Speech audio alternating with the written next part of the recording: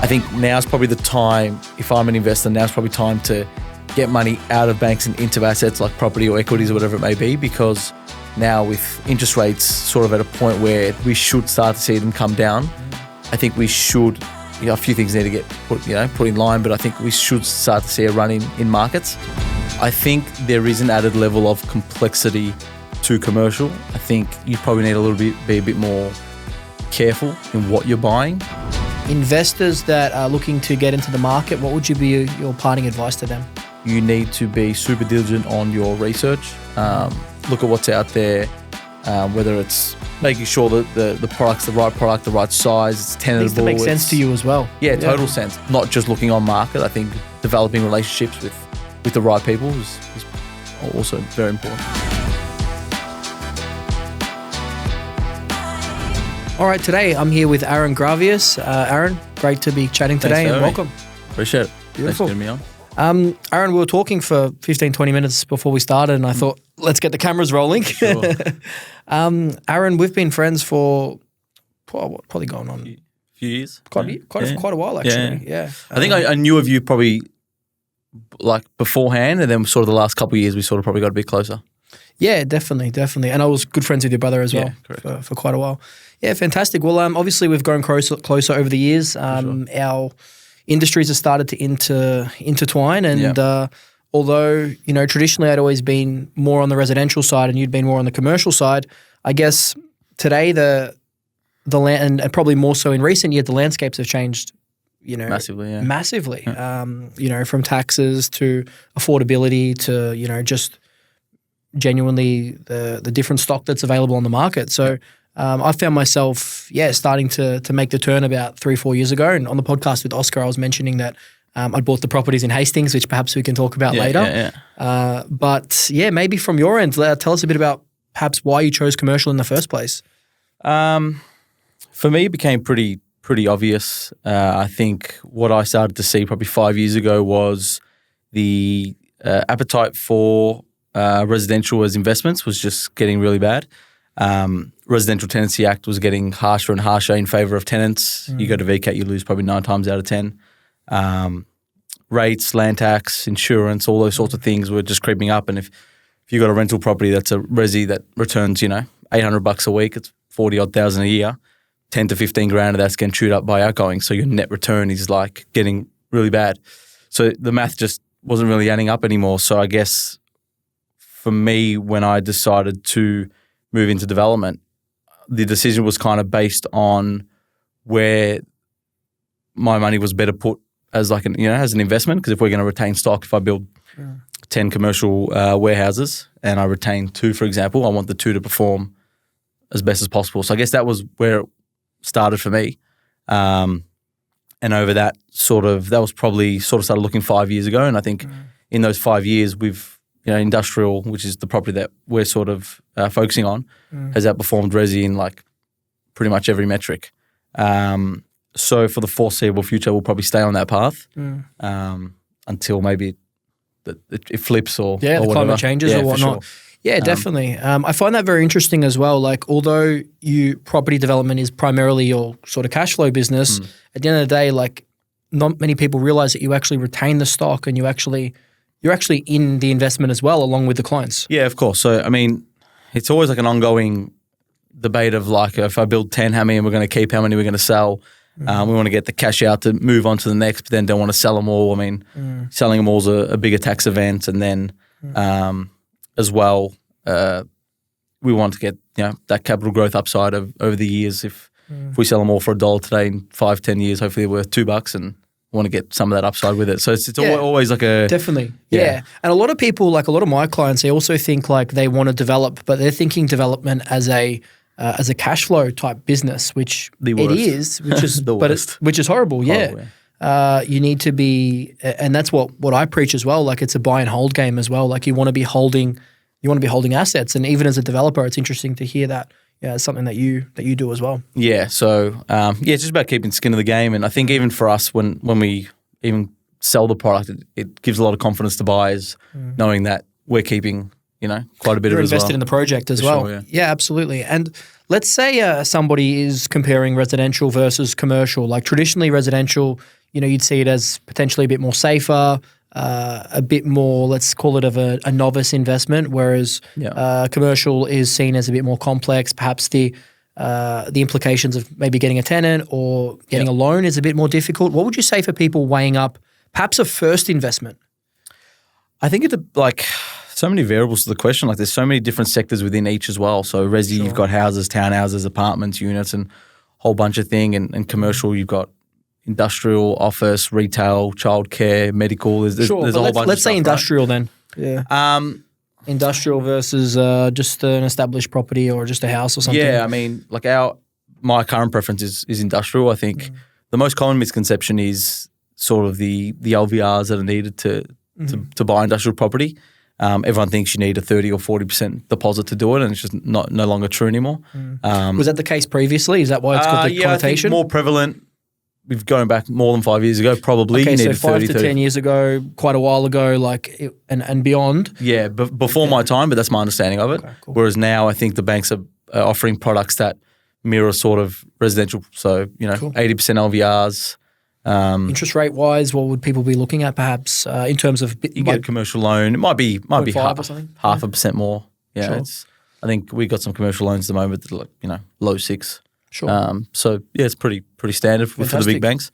I'll preface it by saying that everyone's situations and circumstances are different. Sure. I think there is an added level of complexity to commercial. I think you probably need be a bit more careful in what you're buying. I think if you buy the wrong commercial property, would probably net you a worse outcome than if you bought, a pretty bad resi property, because you might buy a commercial property that remains untenanted for a long time because it's in the wrong area or it doesn't suit the market or whatever it may be. But a lot of the stuff that's getting delivered now, there is a big need for industrial, and they are getting snapped up pretty quickly, and they've proven to, especially small strata units are outperforming a lot of the resi stuff over the last 5 years, and will probably continue to do so just based on supply demand. Nice. And you think in terms of larger industrial units versus smaller sort of storage cages, or not storage cages, but I know a lot of them are classified in that. Are you seeing a preference there of what you're looking to develop and what's performing better on a percentage basis? Our model sticks to product under sort of a couple hundred square meters, so smaller storage / small warehouse office. That's what we're focusing on at the moment. I guess the reason for that is there's just so much demand for that operator that is downsizing or coming out of the garage and wants just a beginning space to start their business. And they no longer want, cold shells. They want something really funky, really fancy that they can work out of every day with a smile. So I guess that's the sort of demographic we're targeting.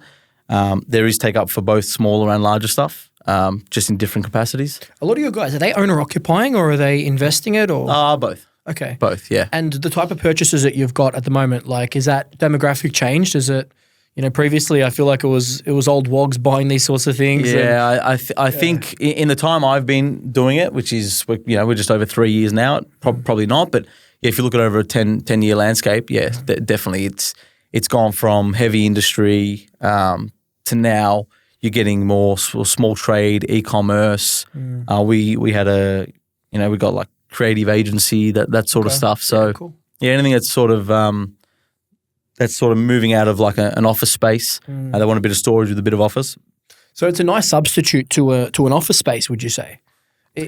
Yeah, I think so, and it's a lot cheaper on a per square meter rate. If you look at an office around where we are now, it'd be 2 or 3 times the price. So and you get the mix of store as well. And, mixed use, yeah, for sure. Correct, you can park a car, boat, for storage, sure. Yeah, it makes a lot of sense. Yeah, fantastic. And in terms of where you see the future of commercial property, what are you thinking? I think supply will continue to be scarce. Even now, when the climate's not as great as it was a couple of years ago, still finding good sites is becoming scarcer and scarcer. So yeah, I think as business obviously comes back and economy gets a little bit better, I think we would probably see a rush like we did a couple of years ago. And I think. How do you go about finding these sites as well? Because it is difficult, and obviously there's certain metrics that you want to find as an investor as well in this commercial asset. It's getting increasingly tough. Even like if I look at it from when I started 3-4 years ago to now, it's a lot tougher now because you're getting a lot of the guys that coming out of residential that are trying to get into the game, which is making it a lot scarcer for sure. It's the first thing. How we go about chasing them is so many different varieties of ways. Like agent relationships is a really good one. We personally door knock or chase down sites ourselves. Yeah, so you'd basically like identify an area as a growth area that you would want to invest and hold property in yourself. Yep. And then essentially go, we need to get something around this area. Correct. So then we have sort of various apps and programs that we'll look at the aerials of the sites, we'll find sites that suit the size, the type of product we're trying to deliver. So we're looking for small sites with sort of low build coverage, so mainly just land value in the right areas, and we'll track down the owners through various different ways and sort of door knock them. Yeah, fantastic. And what I like about that is actually as a developer, you're taking responsibility for people's return on investments as well. A, because you're invested in the project, and B, and this is something that I see a lot overseas, like in Dubai as an example, where like I've got an office. I noticed that like if you buy with a particular developer, like you're pretty much guaranteed to make money. And there's a few which historically have had really good reputations because their investors are not really their first-time investors, they're second, third, and fourth-time investors. So perhaps like I've even seen like perhaps where with what Oscar's done and even what you've done as well now, I think you've done 4 or 5 projects, these investors are actually buying one time in the project, figuring out that, hang on, they actually did well. The project timeline actually, was in line with the guidelines and the developer was honest and ethical with it all. And they're actually wanting to go with that same developer for property number 2 and 3 rather than going, I want to invest in this area. Yeah, so I think with that comes a lot of, like historically and even now, you're seeing a lot of either dodgy developers or projects that are promised, like, you've had the experience before, which we've spoken about, where you buy a property and it never gets off the ground. Correct. So they're looking for reputable guys who have done it over and over and over, delivered, and it puts them at ease that, hey, they buy today's price, tomorrow's price. They can make a bit of money as well. We make money, they make money, and everyone's happy. Sure. So that's a big risk at the moment. Projects not getting off the ground. Definitely. It happened to me. And for those of you that don't know, I bought 2 incredibly priced properties in Hastings. They were $240,000 for, now I don't remember, perhaps 100 square meters. Yeah, crazy. Incredible value. It was about 4 years ago at this point. And I bought it off the plan. And they essentially sunset claused me and kicked me out and gave me $45 worth of interest for my trouble. That's the best. Yeah, and to be honest, we've been faced with that position before, like on the project we finished this year. Same sort of thing happened. We'd sold over half of them off the plan. We had halted the sales because we had seen the market was running, and then we started construction about a year later, and we had a moral and ethical decision to either continue the construction, leave the contracts in place, or rip them up and make $1 million writing 5 emails. And it's the age-old sort of thing. The developers have been doing it for 100 years, and they'll probably keep doing it. I guess we made a decision to. I guess the way I saw that was, well, they took a punt to buy the property. We took a risk as well. Yeah, they got the upper hand on this one, but we still make some money, and we just keep moving. So that's the kind of way we see it. It'll probably be the way I continue to see it, but you can see why developers do it. Like they let you do nothing and make a couple $1 million overnight. So for sure, it's happens in both games. Happened big time in Resi to me as well. I remember I had about 15 clients buying a stage we bought in Ipswich, and we bought for $440,000 to about $470,000. And those properties were, by the time settlement came around, were worth around about $640,000 to $670,000. That's crazy. And in Queensland at the time, and I believe it's still the case, but if you, they have settlement period, and if you settle a day after the settlement period, they have the right to terminate the contracts. No way. So we settled about 75% of them, and the others got kicked off, even though they needed a day, 2, or a week maximum. They got kicked off, so they lost a lot of money. Obviously, we lost these clients, but clients lost a lot of money. So yeah, it happens, and like a lot of those off the plane contracts are written in favor of the developer. In there's so many clauses in there that do favor the developer for sure. Definitely, yeah, for sure. And I guess in terms of where you've seen some of the laws and legislation go in relation to commercial property development, there has been quite a few updates, and perhaps you can tell us a bit about some of the stamp duty saving. The only changes. sort of main one, the only main couple would be the stamp duty and land tax as of Jan 1 this year, and I'm pretty sure it's resi as well. You can't. Yeah, the 1% side of things. So I believe you were actually explaining this to me when we caught up at the office around about 2 weeks ago or something. We were saying that with the commercial property, you're mentioning that, and I had a good look at this after, but the commercial property was so off the plan you would pay stamp duty one time, or decide whether you wanted to pay it one time or within the 10-year period. Yes, and how it works is you get a so stamp duty. So as of July 1 this year that just passed, stamp duty laws changed. So if you buy a commercial property, you can either pay the stamp duty up front, or you can. My understanding is you loan them the money for the stamp duty from the government with interest over a 10-year period. And then after the 10 years, you pay 1% of the land value in perpetuity. Yes. So pros and cons, I guess, depends on what you're buying. If you're buying a land-rich asset, then you're probably in trouble because say you buy a property that's $5 million and it's got a land value of $4 million, you pay the stamp duty whether it's up front or over 10 years, and after the 10 years you're paying $40,000 per annum. So that's going to be a tough one. So investors got to keep that in mind big time. Correct. But if you're buying strata like what we're developing, land value on a unit might be 150, 200 grand. So 1% of that's only $1,500. So it's not that bad. But the benefit is the guy that comes on and purchases, say for example, I sell the property in 15 years time, so I've paid my stamp duty plus 5 years worth of the 1%. The guy incoming doesn't pay any stamp duty and he just pays 1% per annum. So if you're buying a strata unit with a land value of 200 grand and the unit sells for $1 million, instead of paying 55, 60 grand worth of stamp duty, you're now paying 2,000 a year instead. So it's no brainer. Yeah, for the guy incoming. Definitely. And at the end of the day, you could even potentially argue that a lot of that cost may be even passed on too. Yeah, well, that's yet to be seen because it hasn't been tested. But my thought is now the buyer has 50 grand worth of stamp duty waived. So maybe he's willing to pay a bit more for the property. And he's got find out. He's got less funds to complete as well. Yeah, correct. It's interesting. We haven't really seen in what we're doing at the moment. We've got a project for sale. We haven't really seen it be a deal maker or deal breaker. A lot of people still don't really know about it. Haven't really got their head around it. So yet to see any effects of it, to be honest. But we'll soon find out. Interesting. Very interesting. Yeah.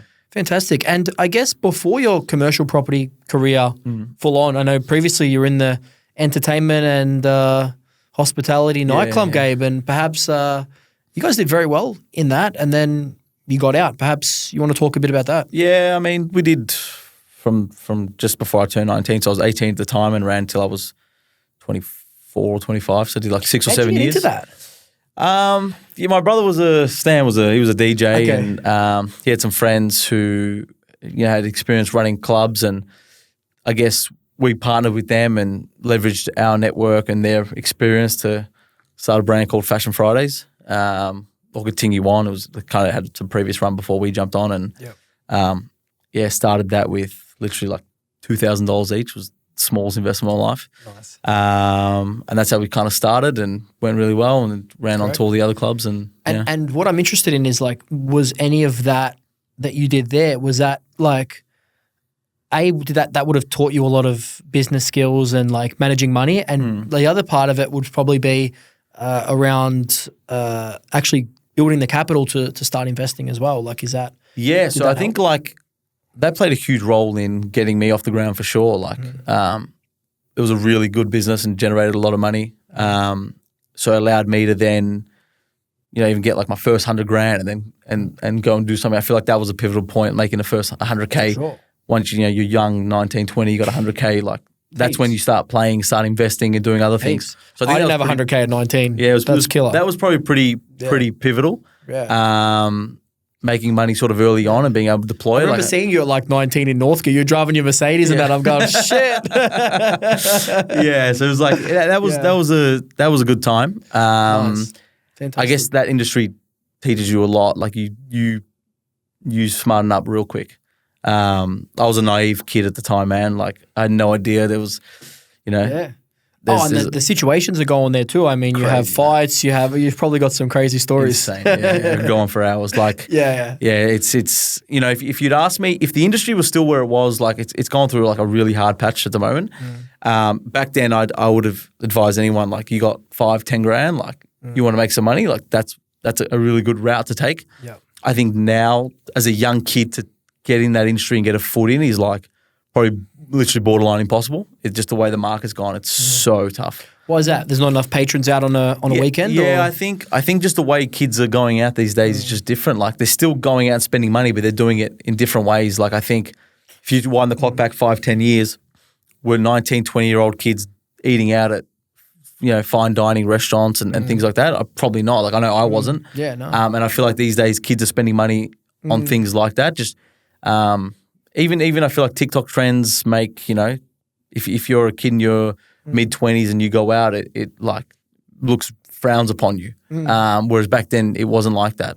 Being a club promoter was the coolest thing in the world, whereas now it's not really. So like the trends have just changed. So people aren't going out to full-blown clubs as much anymore. Like back then we were 2 nights a week mandatory, Friday, Saturday night, no problem, back to back. Yeah. Now like you go out once a week, it's like you need a week to recover. So I just feel like the landscape's changed. A lot of things like health, well-being, wellness is growing as well. So going out there and drinking a lot is sort of probably not as popular as it once was. That's kind of the way I see it. So it's gotten so much tougher as time's gone on. What do you think that is? Not sure. I think things come in waves and trends. I feel like wellness at the moment is such a cool trend now, like looking after your body, your mind, your health, and it's that's growing in popularity a lot, like yoga, breath work, all that sort of stuff. I think that's Definitely. Part of it. It's a 1%er for sure. For sure. I think things just come in waves, and maybe in 5-10 years it goes back the other way and comes back again. Like sure. I know a lot of the guys that are still in that industry, they have multiple venues, are pretty confident that things will turn and it will come back stronger than ever. So we'll soon find out. Very interesting. And I suppose during your time of when you were in the clubs, I know you did build up that capital, which is great. What other avenues were you in? So were you into shares and crypto and this sort of thing? Has that played a part in getting some capital together to be able to develop? Yeah, crypto not as much. I dabbled a little bit and just fell flat every time. It requires too much attention. You need to look at it 24/7, otherwise your position just gets drawn out. It's anxiety of buying, selling. For me. I think the stocks was pretty pivotal. I started trading stocks when I was like younger, like really young, and then lost a lot of money and took a break. But learned some lessons, of course. So many lessons. And once I got some capital behind me, that's when I started looking at trading a lot more. And I think, especially during COVID, that was probably because I'd stopped. We lost the clubs obviously during COVID. And I think a pivotal part of like my growth and like growing my capital came from the markets during COVID. I pretty much went all in on trading markets and was able to multiply that, and that gave me a really good sort of head start, I guess. That's probably a time we'll never see again, and that's sort of the time you wish you had 7 figures to deploy because you'd be retired by now. But it was interesting. What's your mindset around managing capital? So for instance, like, managing how much you would deploy into a development versus holding versus perhaps having a share in ETF portfolio, whether it's a Vanguard situation? Yeah, constant. Like honestly, a constant battle. It's something I want to do a lot more of, like diversify a lot. Like historically, it's just been more wanting to build net worth through property, and it still is that way. That's for me. It's my trading business, so that's where my cash flow comes from. So it's an interesting one between making the money through developments. What do we hold? What do we keep? And then also, alternative investments through like unlisted businesses and things like that. So I'm starting to deploy more capital into unlisted businesses that we can get, with a 5 to 10 year play on it all to basically. For sure. Yeah. Like cool. It goes from listed businesses like ASX listed businesses, whether it's IPOs or cap raises that go on the ASX, to unlisted businesses with a 5-10 year plan, whether it's through dividends or getting a big exit. So I guess. And not a lot of people know this as well. Like I had a lot of friends that would easily qualify as sophisticated investors, wholesale investors, but they didn't actually know about it. So so you need a 250 grand, either 250,000 a year in income or $2.5 million net worth. You get qualified as a sophisticated investor, and then you get access to like wholesale deals, whether it's private debt or cap raises for ASX listed companies and whatnot. So I guess, to be honest, my view and what I'm trying to build is build my wealth through property development and deploy that to more sites and doing more, and also businesses and like equities, to eventually sort of try to build like a small kind of family office. That's kind of the ideal situation for me, whether it's having a development manager that helps me find deals and manage them, and having maybe an analyst that looks at deals. That's kind of where I want to grow the business in the next sort of 10 to 20 years. So if I can do sort of both of those things hand in hand, that's kind of where I want to get to. Fantastic. Very interesting. And in terms of going down that journey, are you planning on just staying Victorian-based for your developments, or are you planning on going into state? We've looked into state. Started looking into state during COVID, flew up to Gold Coast, looked at like Burleigh Heads, went down to Brisbane, looked at all those areas. Unbelievable markets. I think they're probably if as good as us, if not even better. The only thing that kind of stopped me was the fact that we have construction in-house, and not wanting to deal with third-party builders in this climate was probably like the main thing, and not sure if we have the infrastructure to set up like a construction arm down there. And also the amount of capital we're deploying. Like if we were talking nine-figure, if I had $100 million in cash ready to drop on sites, you'd probably need to go into state a lot quicker. Whereas now with sort of amount of capital we're dealing with, I'm not sure if it's a necessity just yet. Something I'm eyeing off continuously. And I actually have made offers on sites interstate, just never been successful. It's something we'll look at for sure, just probably not just yet. Nice. And how many door knocks or phone calls would it take to actually get a site? Like what goes into actually site acquisition? Like we will look at so much, man. Like we will look at hundreds of sites in a year. Like we might look at 300-400 sites a year, maybe buy one or two. So we're kind of trying to expand our sort of channels as much as possible, whether it's more relationships with agents, going to more doors. We're finding now in the current climate, land tax is probably the biggest issue for large site owners. You're a site owner with a $5 million property, right? Your land tax is 70, 80 grand a year. If it's not really producing income, or it's producing a small amount of income, you're now looking at that and saying, what am I doing with this property? I'm making nothing out of it. I can put my $5 million in the bank and get 250 grand a year. So we're seeing success now in those sites where owners 3 years ago, you would have called them, they would have told you to piss off. They're now saying, we'll look at it. The government's hurting us a lot. The land tax in the state is just out of control. So the play on it that we have is that we buy this asset that's generating 60, 70 grand worth of land tax on one lot with no income. We develop 30 warehouses. Now that 50 grand shared across 30 lot owners at $1,000 or $2,000 each, and now it makes more sense. That's huge.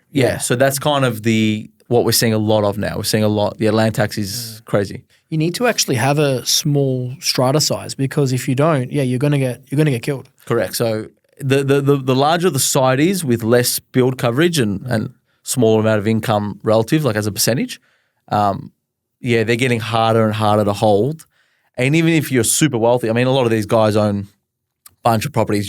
Generally, it's not the only site they own, but even then, they're looking at it now, and they're saying like, well, there's $5 or $10 million here generating zero, like netting almost zero. Like, what's the point? I may as well just buy something else, or let's buy a childcare center, or let's retire, or put the money in the bank, or whatever it may be, that can actually generate a return. Especially these guys that if they're 60, 70, they want to retire, they're no longer really looking at capital growth. I mean, they're kind of, like we're probably in more, as young guys, are probably more in an aggressive capital growth phase. Whereas once you get sort of retiring age, you don't really care anymore. You want his income. At what age would you like to get to a point where you're deploying family, having a family office, would you say? And is that a different phase, going from like accumulation to just consolidation and preservation? Like it's just future generation stuff? Yeah, I think once, like if you talk to anyone that actually has a real family office that's, got 500 million or $1 billion under management. They're not playing really a wealth accumulation game. They're playing like a preservation game. They just all they want to do is preserve the amount of capital they have, put in the market at a decent rate. If they get 6, 7, 8, 10% return, fabulous. Yeah. Anything under 5% is not ideal. I mean, with inflation and everything, not really, no. Time value of money. So I mean, whether I can get to that in this generation is soon find out. But I think for me it'll be that, like 40 to set up a family office. Yeah, like probably 100 mil. Okay. Yeah, I'd say you could probably look. And there are a bunch of guys doing it with less. Like even if you have 20 or 30, you could realistically set up a small family office with one staff member, no problem. Yeah. But yeah, that's the goal for sure. Like just get non-operational and you get to the point where the sole job becomes deploying capital. Do you think about inflation as well? Like I believe that the 4 to 5% inflation that's reported is complete bollocks and things are going up so much more of than course. that. Yeah. What's your mindset around inflation versus investment? Like my mindset is like I actually have the mindset that like money is almost worthless at this point, and I just spend it. I don't really I don't like keeping so much in my account and being so cash heavy. I mean, so I mean, like historically, I've been kind of very like if I'm sitting on cash, I kind of get a bit anxious. Like it's like not really in use, got to do something with it.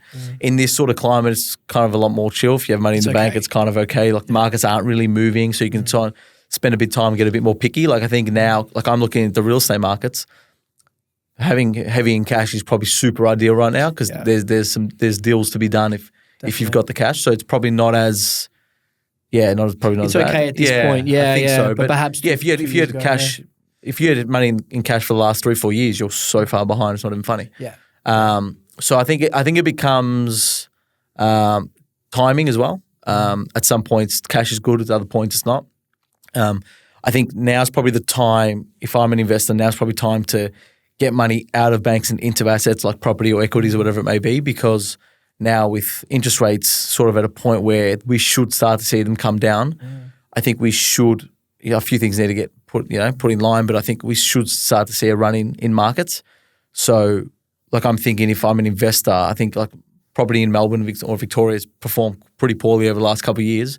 So now it's probably a good time to get money out of cash back into property. I think that probably makes sense. So it just depends, yeah. But for the last 12 months, if you had money in cash, you've missed out on nothing. Yeah, absolutely. I noticed that a lot of my clients did very well in Victoria in 20 and 21.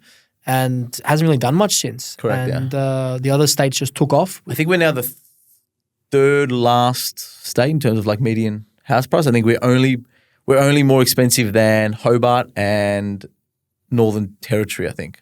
So we're behind Perth, Adelaide, obviously Sydney, Brisbane, everything. We're behind everyone. It's crazy. It was Melbourne and Sydney neck and neck nearly at one point too. Yeah. It's interesting because that population growth it's huge. I mean, out of the 500,000 immigrants that come into the country, most of them actually go to Vic. So so I'm not really sure what it's attributed to. Like at one point I thought it was the taxes, but if you look around, I mean, things like land tax are a problem in every state. So I mean, we obviously got the most state debt, and that makes sense. But it's an interesting one. Yeah, absolutely. For me, that makes me think like I look at us as a state, and I think I don't know if we're third last. Like I think we should be well ahead of Canberra, Adelaide, Perth, all those states. I don't see why we'd be behind. So if anything, it just sort of maybe creates opportunity for the future, hopefully. Definitely. I feel like at this point, Melbourne is going to be the next place to pop. I'm noticing even regional Victoria is starting to take a bit of a turn as well. So I think, I think that we have to move. I mean, we were investing a lot in Perth, even at 490, 500, 520, 530. Now you can't get anything in Perth under 700,000. That's crazy. So, when you compare value for money, Melbourne's definitely got the appeal at this point. Yeah, I agree. That's kind of what I'm saying. One other thing that I like of how you've managed your whole investment journey in terms of what you've been involved in, the different projects, is your networking. Some of the opportunities that you've got based on, being who you've known or, having long-standing relationships and that sort of thing. where does networking kind of come into, and is it something that you consciously think about, or you just have got those genuine relationships and it kind of just happens? It's so funny, like surrounding yourself with these people. It's one of those. I actually hate networking, man. Yeah, like, I hate that word. It's just such a hate it. I don't go out and meet people constantly to like.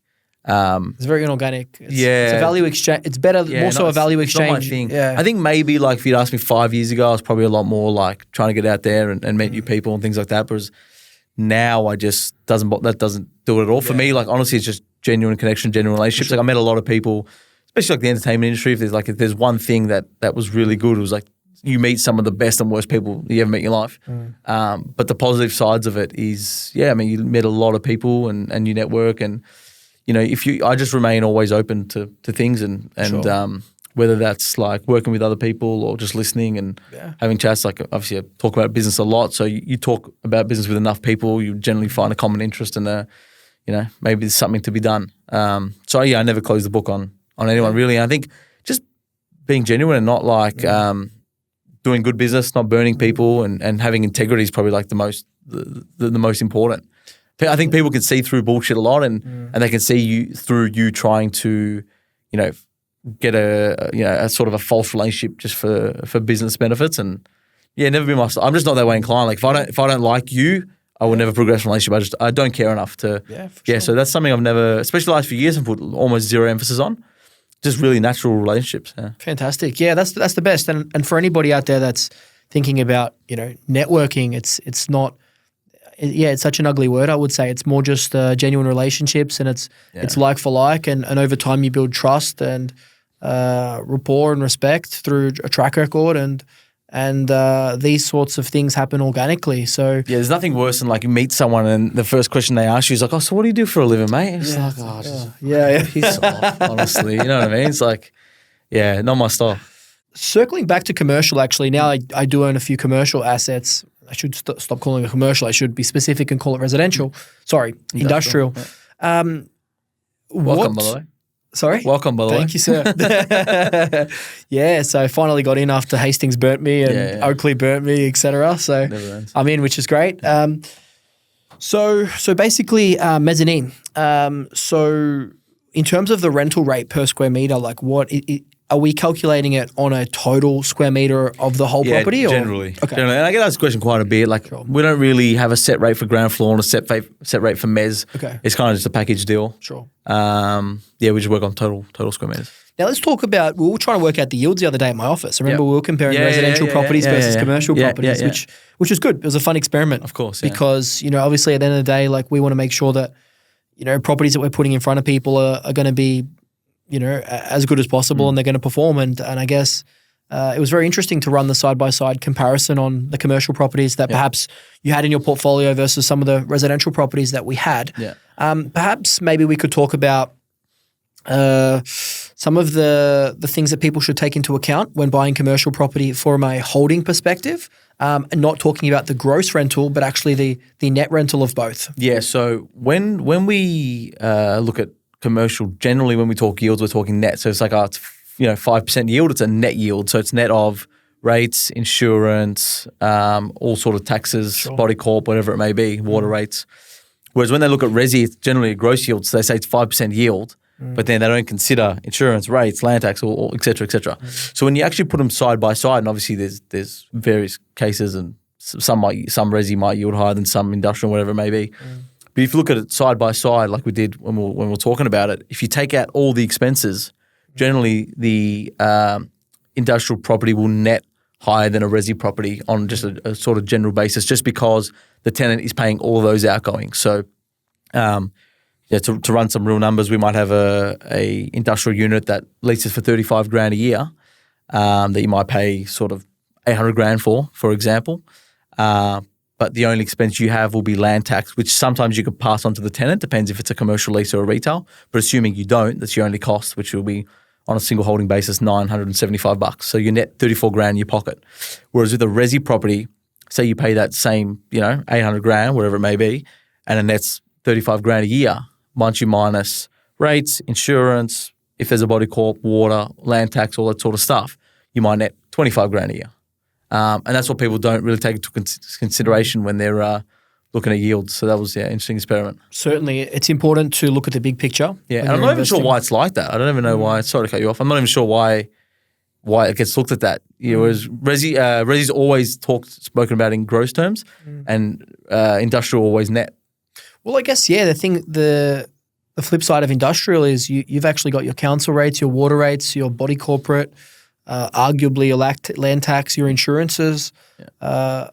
I'm not sure if I missed anything. I'm not sure about water rates. Yeah, fire services, things like that. But basically all covered by the tenant, which phenomenally improves the cash flow. Now, in a best case scenario, people say, that's tax deductible, but at the end of the day, saving tax and not having that outlay is still going to be better than than actually 100% paying that. But not even that. Like just even on a capital growth perspective, like, and again, I don't follow the resi market anything close to what I used to, but I know enough to know that it hasn't really gone anywhere in the last couple of years. Like I'm seeing so many results from 3, 4, 5 years ago that are getting resold now. They're either underwater or very small profits where once you take into consideration interest and all that sort of stuff, it's dead. Well, something I read very interestingly enough was that I believe it was by 2035 that 40% of people would actually be self-employed or basically contractors. So that probably fits into the notion of people are going to need small functional spaces that they can essentially run their businesses out of. Yeah, and that's what we're seeing a lot of. Like a lot of the people that are operating our spaces are small one-man team or a couple staff, or even guys using them for man caves, park a nice car, just do a bit of work upstairs. If they got a real small business. That's pretty much all it is. Yeah. There's so much of that happening though, for sure. Do you see a lot of the young investors at this point needing help to get into the market, or do you think they just need to work harder? Like where do you sit on the fence there? Probably a bit of both, to be honest. I feel like it's hard, man, because if you look at wage growth versus price growth, there's no match. Like you look at everyone, and that's why even like with all the parents, they say, oh, you should buy a house because I bought a house 40 years ago. I paid 80 grand for it. Now it's worth $2 million. And, they were paying $100,000 for houses when their wages were 20 and 5 years they were paying off the property. Whereas now the property is 1.5 and the wage is 80 grand and now it's 20 times, not 5 times. So it's effectively 4 times harder to pay off a property. So a couple of things. I think seeing a lot of people needing help to get into the market, whether it's guarantors or parents giving them deposits and things like that. It's almost one of the only ways. Or, you need a second job or a third job, or you need, something that's not just a 9 to 5. You need to do something additional on the side, which I feel like if you look at, even like you look at like a lot of immigrants that come in, they come in with a different level of hunger that our generation don't have, where it's like they come in and you hear these stories where they buy properties within 3-4 years because they work 3 jobs and they do this and that's all they do and they save deposits and they don't go out. And, I think our generation now has gone really far the other way where we've almost given up, where it's gone, properties a couple $1 million, I'm never going to get there, may as well spend the money anyway. And we're happy to go on holidays and we're happy to blame the government. 100%. Yeah. So I think it's a bit of both. Like you can't say it's not hard because it's so hard, man. It's crazy.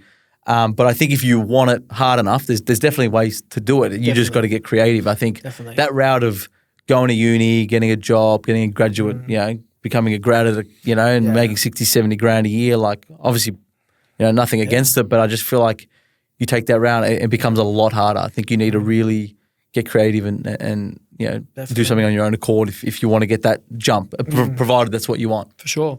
All the people making money these days, I feel like freelancers and contractors and people with small businesses that are charging, $170 for a consult, of which takes them half an hour rather than 100%. Getting their $280 for the day, Yeah, so I think it depends on like I look at like people our age, if I'm 26, right? A lot of guys that I know that went to uni are like maybe 2 or 3 years out of uni. So if you're a accountant or a lawyer or a doctor, whatever it may be, and you're 3 years out of uni, you kind of have a salary cap on like what you can earn.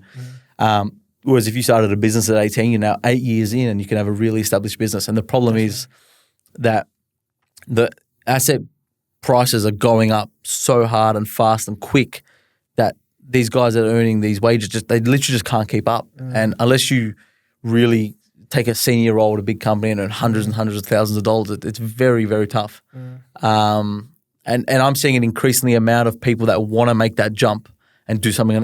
They know it, and they either do it, or a lot of them, obviously, it's a big decision, and there's so much unknown with that. Like you think about like what we do, think about how much unknown there is to it, and like the anxiety and the constant pressure and like so many things can go wrong. Whereas if you're working a job and you got that security, like it's a lot more, there's probably a lot more ease associated to it. And to be honest, there's days where I'll sit there and I'll say like now I get why people don't run businesses. Like this is fucked. Yeah. You know what I mean? Like there's like, as much as I've always been an entrepreneur and I'm always going to do my own thing for sure, there's so many times where I sit down and I go like, maybe at one point I didn't understand it. Like now it makes total sense. Like it's really, really tough, man. Like things are constantly changing. The pressure's crazy. Everything's on you. If it goes wrong, it's all your fault. Like, there's so much responsibility and accountability. So I can understand why people don't. For sure. Let's talk about development specifically. What's the inspiration and what kind of projects could we see from what you're going to produce? Yeah, I think for us, the projects are only now starting to get larger. I guess the future that I see for myself is obviously we just continue to do more projects, bigger, and we get sort of more creative on design and things. I think it's becoming a lot tougher now as land prices creep up and get so expensive. It's really hard to, do a project. Like if you look at 5 years ago versus now, for example, in order to make a project work, which a lot of them aren't, by the way, 99% are just dead. You either need to get super creative on design, which is mainly the main way, or buy really, really well. And it's getting really, really tough. Like there's so many people competing in our space. There's so many people doing what we're doing. So we need to sort of outsmart in terms of brand, product, etc. So at the moment, it's product for us. Like we're trying to deliver a product that other people aren't. Especially now we've got projects in the inner west, and if you come down to the inner west and you look at what's being built, there's nothing really that flash. So our product really stands out. So when we do inspections, it makes a lot of sense. Like people are walking in, they're saying, "Wow, like I like this. Like I could see myself here." Yeah, and at the end of the day, like in a resi game, you would argue potentially overcapitalization, but potentially in a commercial and industrial game, you're probably thinking, well, people, if they've got a bit of money and they're out there and they're willing to spend that little bit extra, or let's say even your price point is on par with the market, let's say, it's going to have far more appeal, and people are going to want to work in spaces that they really enjoy. Yeah, it's actually very important. It's a balancing act between like not overcapitalizing and also delivering the best product. And in a market like this, where it's sort of getting a little bit tougher, you kind of, at the moment, liquidity is super important. So getting sales across the line is super important these days. So if we can deliver a product where you walk into ours and you walk into someone else's and they're both the same price, but ours is nicer, even if that means we take a bit of a lesser margin, but we do, 10 people walk in, they buy ours 8 times out of 10, they buy the other guys 2 times out of 10. Sure. We get a lot more liquidity out, and we're able to move on something out and do other deals. So it's coming like it's a floating act, but like some people walk in and even like the architects look like, man, you know how expensive that's going to be? Like, you sure you want to do that? It's like, yeah, like I'm sure. Like let's just, I think there's a bit of brand involved. There's a bit of like pride in the work. Like I love going there. But like, you know what? Yeah. It cost me another 50 grand, but it's mad. Yeah. If it means taking a bit smaller of a margin, it is what it is. But reputation as well. Reputation is good for business too. Pride aside, it's going to be good for repeat business. Yeah, and it even like we're big on repeat business. Like we've had a couple investors purchasing our project, and we always do whatever we can, even like for tenants. So obviously the main thing for them is getting a tenant in. So if we can get them a tenant before they settle, that's the ideal situation. So all of a sudden they settle the property, there's a tenant in there, they think, fuck, that was easy. Like, do you handle the property management, or are you I don't planning handle property management. I do a lot of the leasing myself. Sure. So what I'll do is I know the product better than anyone, so I'll sort of get out there, I'll do the leasing, I can do the sales. Nice. Get the tenants in, and then once they're tenanted, then I just give it to a management company. It's something I don't want to do. Would you do it yourself in the future? Fuck no. No. No. Once I build a portfolio big enough that I can have my own PM staff managing my whole portfolio, then I'll bring it in-house. But till then, no, not interested. It's the easiest $100 a month I'll ever outsource. Absolutely. No way. Tell us your biggest setbacks. Obviously, construction costs went through the roof a few years ago. What are some just hand in your head moments where you were just like, fuck? Couple moments. I think biggest setbacks have been probably a couple of things. One, maybe being a bit, especially during the early days, being reluctant on deals, like seeing deals that I knew were home runs and then being talked out of them by other people. or like not really backing myself, getting nervous. Oh, it's a lot of money. What if it goes wrong, et cetera, et cetera. I think if I had my time again, I would just trust my gut a lot more than I did in the early days. So I think that's super important. So when it comes to it now, like I can move really quickly on things that if my gut says go, I just go. Obviously, our business is a tough one because it requires so much capital. So I think being capital constrained as a developer is probably the worst thing. So we, if we have all our money tied up into deals, and I find a site that's $5 or $10 million and I want to be able to just to buy it. So I think that's probably the next stage of the business, maybe getting something, at the moment we sort of fully self-funded. We don't take external capital. So I think in the future, looking to maybe to bring that in to be able to get appetite to do bigger deals. Yeah. But I think just finding the deals is becoming harder and harder. Again, if I look back 5 years ago, I could probably have 5 times the amount of deals I have now. It's just saturated. Owners want too much. The buyer's trying to screw you down on the end product price. It's really, really tough game. Like it's not as like anything. Obviously, nothing's easy. But a lot of people look in. They go, construction easy, 4 walls, concrete. How hard can this be? And the element of that is true in construction, but from an actual development perspective, it's really tough. And you're seeing now. I think if you wind the clock back, there were a lot of just developers who were just buying land, outsourcing to a third-party builder, doing it and making money. And the idea of having a construction team was like so frowned upon. It was like, who wants to do that? Like, that's a terrible idea. For sure. Whereas now, with everything that's happened with the construction industry, prices going through the roof, administration, all that sort of stuff, you're seeing the guys that are really winning are the guys with construction teams. They're able to offset some costs. They're able, in case if something goes wrong on development, they can bring it up on construction. If something goes wrong on construction, they can bring it up in the development and so forth. You're in a far better position to weather the storms. So much, much, much further. I think that's been a really big benefit for us. And I think you're going to see more, and I'm hearing a lot of the larger developers that are just developers that are now looking for construction arms to buy businesses to bring them in so they can handle everything in-house. So I think, if you look at that and think about people I feel like pure developers are becoming less and less common. Or they're sort of sitting on the sidelines waiting for things to make some more sense. So do you think in the future there'll be less developers in the game and the barrier to entry is going to be a lot harder? Or I think there's always going to be developers in the game. I just think in the current climate, I think without the construction arm, it's getting harder. If it continues to get harder, maybe, or maybe it flips back and no one wants to do construction. Like if you look back 10 years ago, no developer wanted to deal with any form of construction. Just give it to the builder, pay a margin, and that's it. Whereas now it's super crucial. So I don't know if that's going to change. I think what I've learned is everything is changing so rapidly. Like you got to be on your toes 24/7. Like if you asked me 3 years ago, would you consider residential development? The answer would be flat no.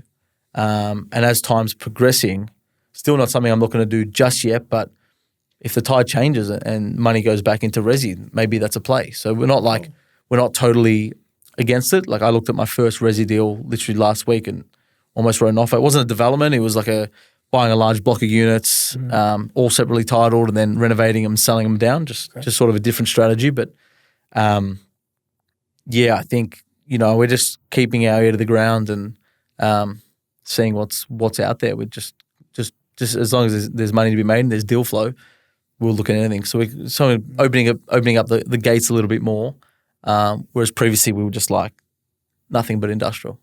Last question I want to ask you, investors that are looking to get into the market, what would you be your parting advice to them?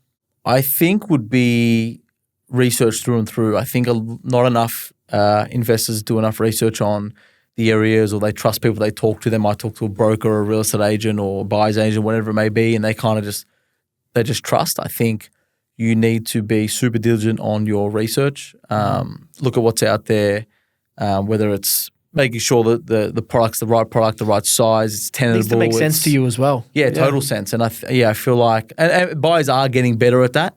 They're becoming a lot more aware of like shitty investments. Like if you look at 6, 7, 8 years ago when they were selling all the one bed off the plan apartments, and they were getting just chewed up, and everyone was buying them flat stick, and they've all performed super horribly. So I feel like the consumer's getting smarter as time goes on, but I feel like you need to be, I call it the Google of your marketplace. So for me, industrial, if you ask me any question about a project in an industrial project in Melbourne or a street or something, I'll know it back to front. I've just done so much work on that in that space, and I feel like as an investor, you want to do the same. And whether that means niching, which is not always a bad thing, and just becoming really knowledgeable in that space and keeping your ear to the ground. And I think your networks as well. I think not just looking on market. I think developing relationships with the right people is also very important. Definitely. Very good advice, Aaron. Thank you very much for today. Thanks, man. You're a legend.